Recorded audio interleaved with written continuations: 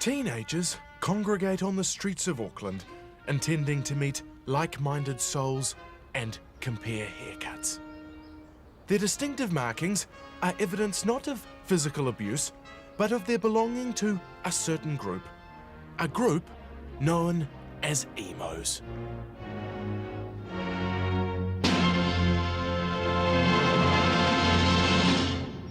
Emos may look like indolent, fashion-conscious skunks, but their existence as a group is a reminder of a social construct that has long played a role in New Zealand society.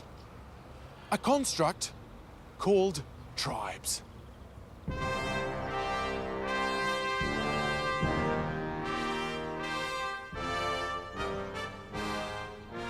When punks emerged from the postmodern protoplasm, few could have predicted that they would eventually evolve into the modern-day emo.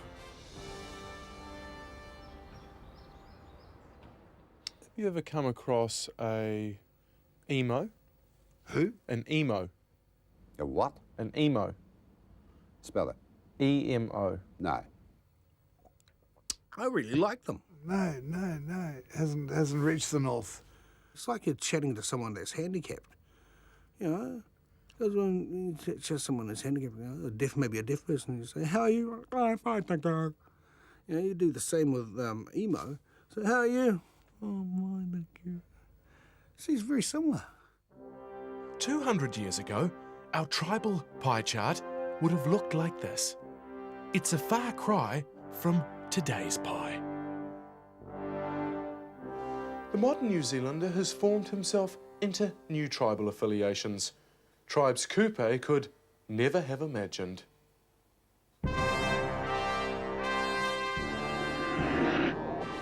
These are Trekkies, a tribe whose obsession with a TV show has led to impressively excessive behaviour. What else could they be but visitors from the starship Enterprise? And they're boldly going where no man has ever gone before. Well, not in New Zealand anyway. Their mission is to attend the country's first Trekvention, which translated means a convention of Star Trek fans. Ah, hello, Lieutenant. Would you and your party like to come in and take a seat, please?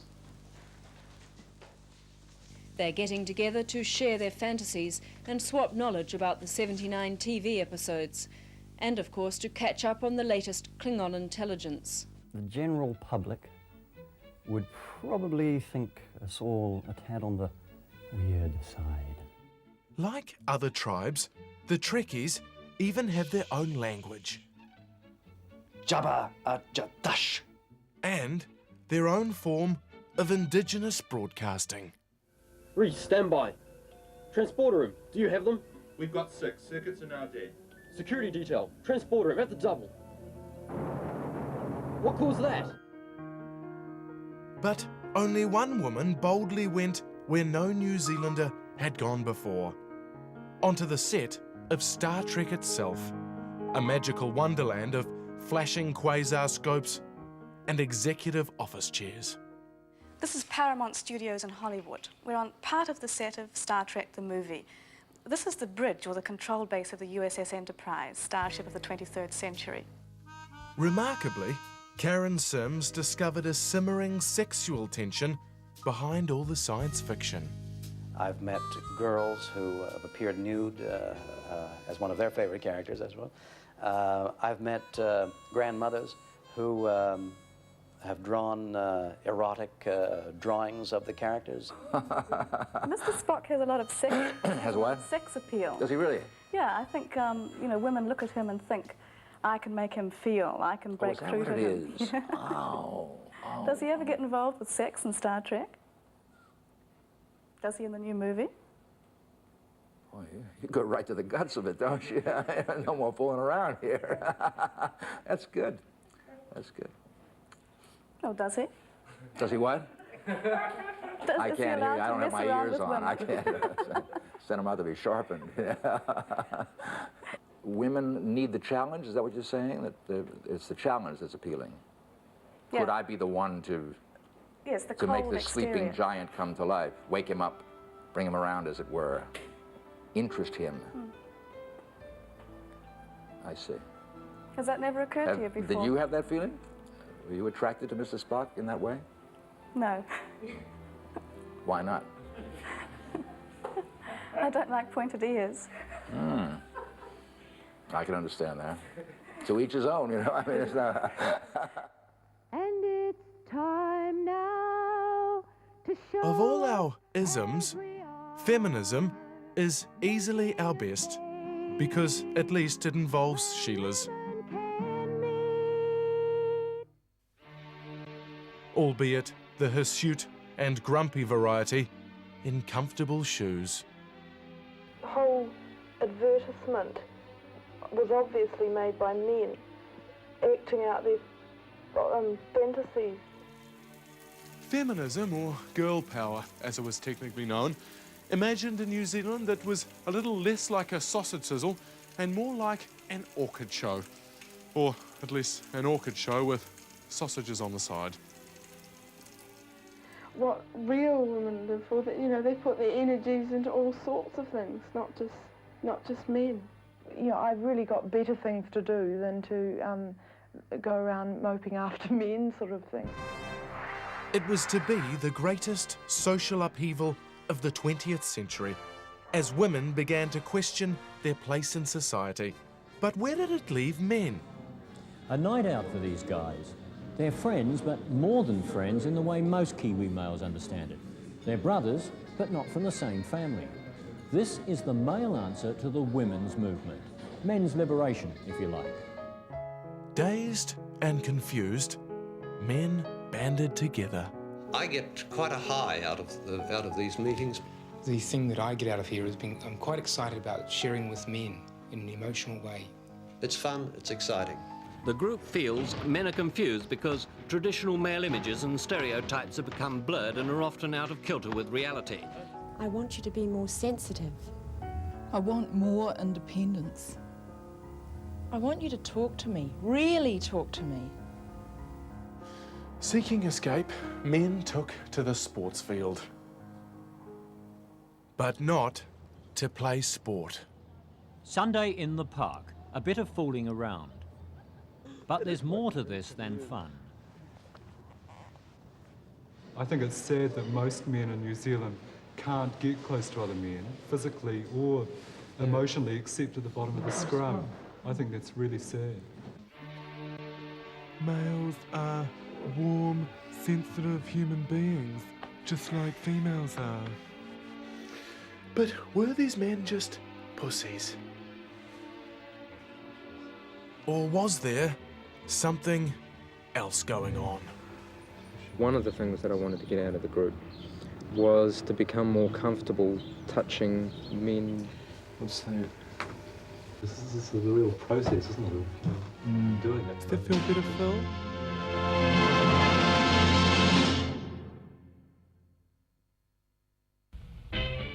Many tribes have come to this land, but not all have managed to survive.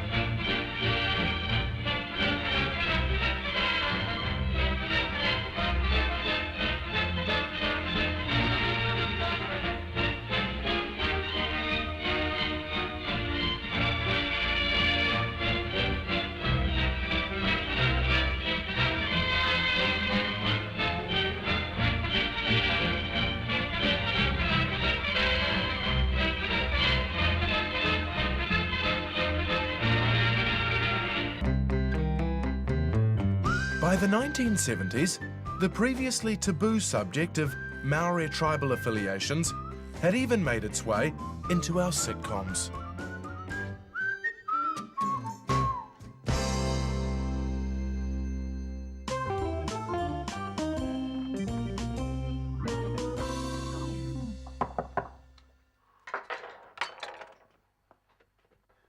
Constable, Dr. Rangi.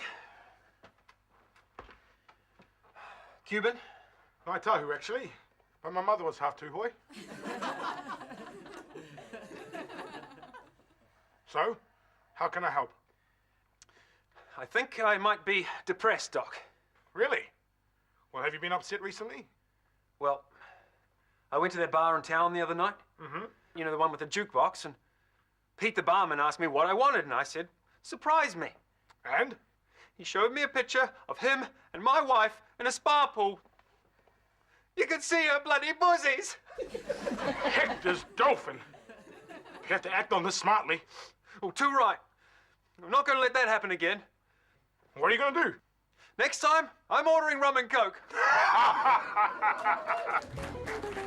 Oh, Dr. Rungy. Dr. Rungy.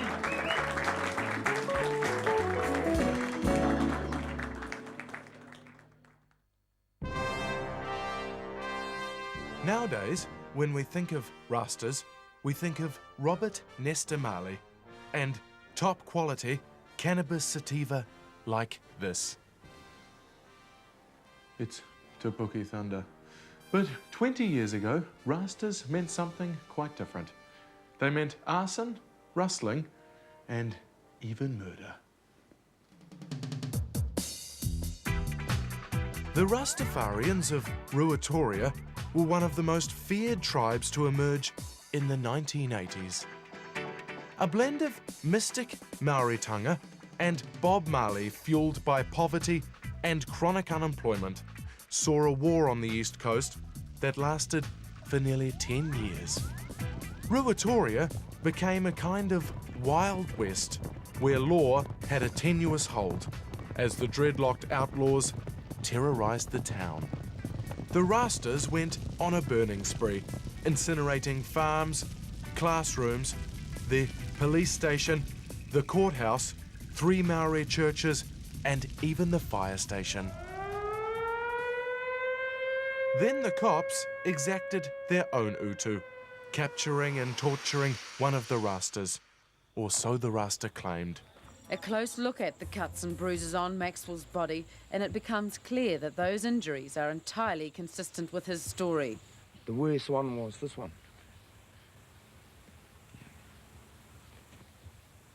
They cut me locks. They reckon, are you going to be a Rasta? I said, yeah. They said, we'll cut your locks off. I shook my head out and said, do it. I cursed the man who had the scissors. But worse was to come when the group's leader, Chris Campbell, was shot dead by trigger-happy farmer Luke Donnelly. I have no regrets that Chris Campbell is dead. Donnelly was acquitted on the murder charge, but his home didn't escape utu. Meanwhile, another North Island town was also on fire, but in this case, the burning was on the dance floor. Of all the tribes in New Zealand, there's only one that can lay claim to having a #1 popular music hit single, and they are the Pātea Maori Club, based here in Pātea.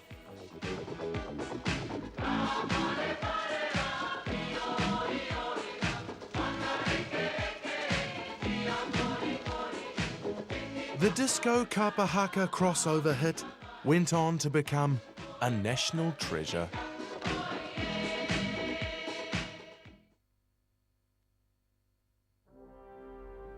Nowadays, when we hear the words White Russian, we think of the popular milky cocktail, along with drunkenness, casual sex, and the unwanted pregnancies that can result from drinking too many of these. But in 1960s New Zealand, the term White Russians meant something quite different. It meant actual Russians. It meant Russians in Southland. What you are witnessing is the only known recorded evidence of people enjoying shopping in Invercargill. The year was 1965, and one of the most curious stories in New Zealand immigration history was being played out. The arrival of 73 Russian religious refugees, known as the Old Believers. These people are inheritors of a faith that goes back to mid-17th century Russia. The Old Believers were an obscure religious sect, They had broken from the Russian Orthodox Church and were forced into exile. They forsook the wilds of Siberia for the wilds of Southland. It was all God's will, for this was the work of our local churches.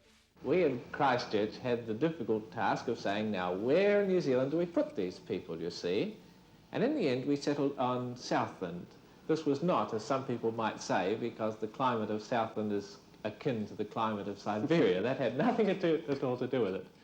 Cast out of the Red Soviet Union, the Old Believers were known as White Russians. But what to do with these strange visitors? Being a generous people, New Zealanders found them jobs, homes, and crockery. Not in every case, but in most cases, the churches reconditioned the house. They completely furnished it,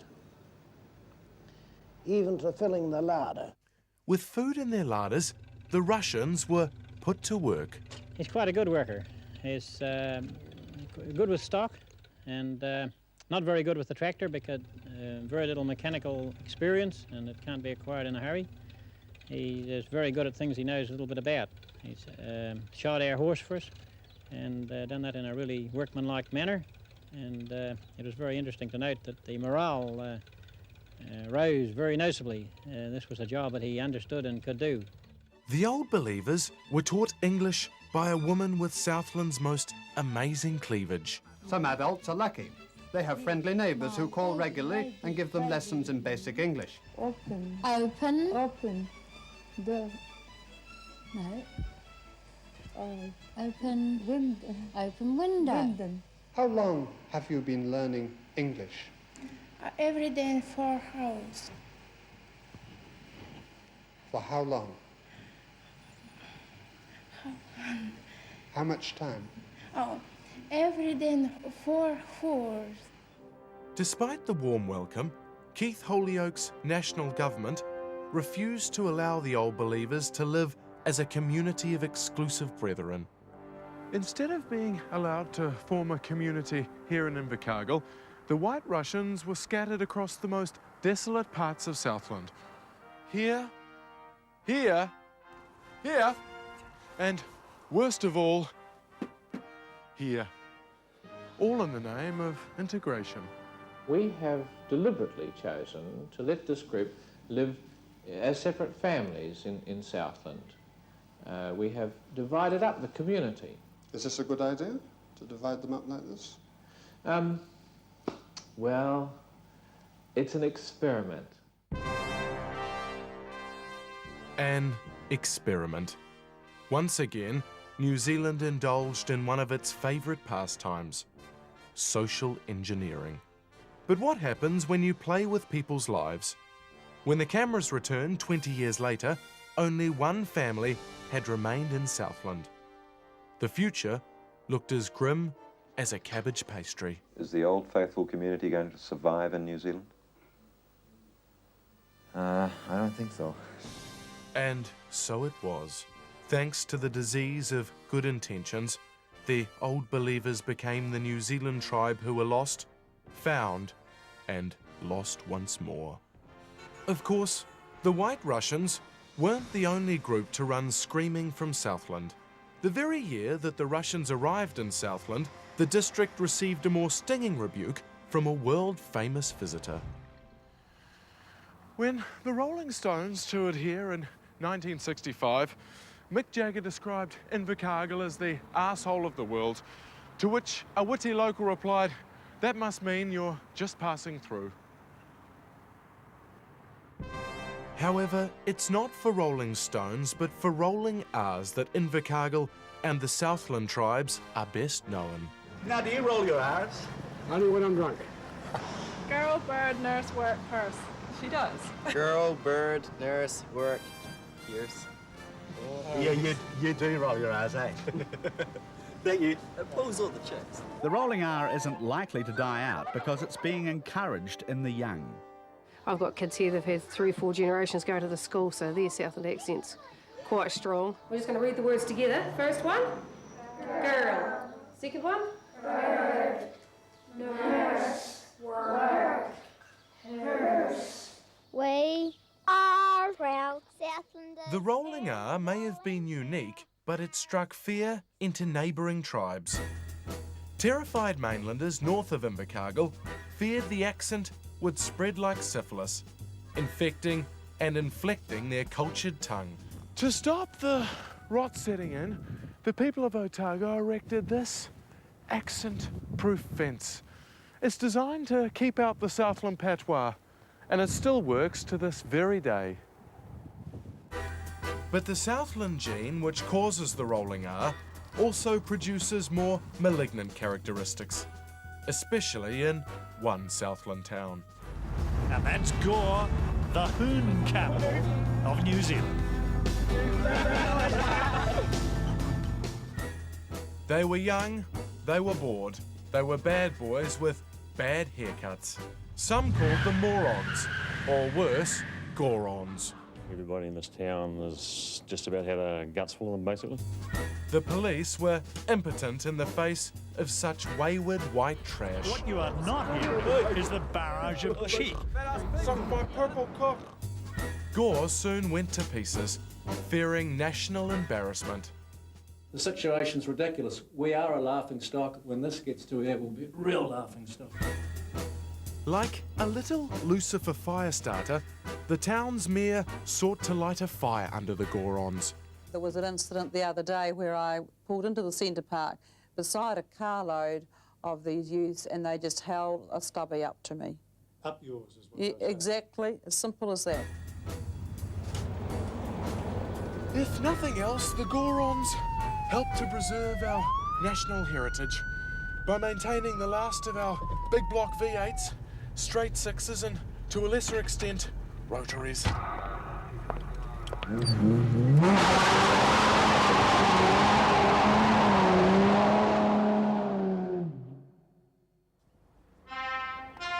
Kupe could never have known that the land his tribes would fight and die for would one day be occupied by tribes of white, middle-aged men chasing little white balls barely larger than a young boy's testicle.